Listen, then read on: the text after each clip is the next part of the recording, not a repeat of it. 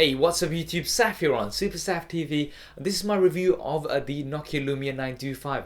It is the first Nokia Windows 8 phone that I've used properly, and it has been an interesting experience. There's some good to share and some bad. So do hit that thumbs up button and let's get straight to the review. Initially looking at the size, design and build of the phone, it's got very good build quality. It does feel very premium and I really do like the look of the phone. Comparing it to something like the S4, similar width but it is slightly shorter and 139 grams, so not bad at all. One of these slight issues that I had was the fact that the camera lens does come out a little bit and it's also towards the middle, so when holding the device it did sort of come in my way and it was a little bit uncomfortable to hold. I would have liked the camera to be a bit higher like it is with lots of other devices. Now the screen is a 4.5 inch AMOLED screen with clear black technology, 720p resolution, 768 by 1280, 334 ppi pixel density. Not quite up there with the 1080p Android smartphones which have crazy PPIs, but not bad though. Unless you're going pixel hunting, it's not something that you'll notice straight away.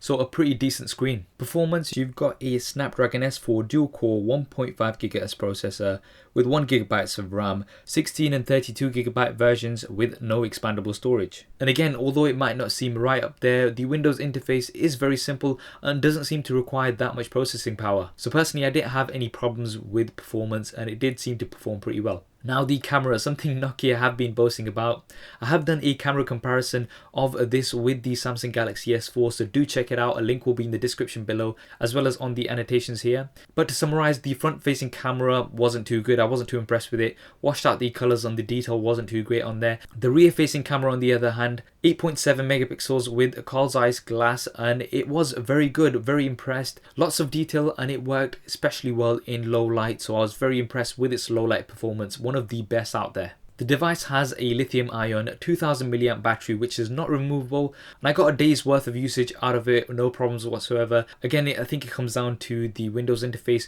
which isn't too power hungry, and because it is a 720p screen it's not going to be requiring that much power, and there are a lot of blacks in the Windows user interface which means they are not lit up, so they don't take up that much battery. Now looking at Windows 8, very smooth and user friendly. I do really like the user interface, very unique, and if you are coming from Android or iOS, the live tiles are quite fresh to see and quite nice to use. Now because this is a Windows phone, you do have a pre-installed Microsoft Windows software and services such as SkyDrive, Outlook and Microsoft Office applications as well, which is great to see if you are also a Windows desktop user. Now moving on to the biggest negative of this device, and you've probably heard it a lot before, but it is the lack of apps. Now this is a big problem, especially coming from Android. A lot of the apps which I'm used to using on a daily basis, such as Pulse, Facebook Messenger, Instagram, were simply not available on the App Store, and I found myself having to look for third-party alternatives. Even the official YouTube app, which was from Microsoft, was very buggy and I couldn't actually play any videos on there whatsoever. I kept getting errors. Something happened, we're not sure what. I mean seriously, they're not sure what's wrong, so how am I supposed to know what's wrong? It's just very annoying, and I had to again find a third-party app which was YouTube HD, which did seem to work okay, and the Instance app was an alternative to the Instagram app.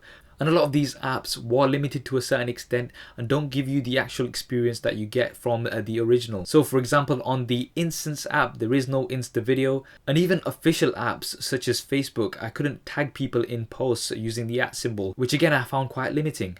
So that was my review of the Nokia Lumia 925.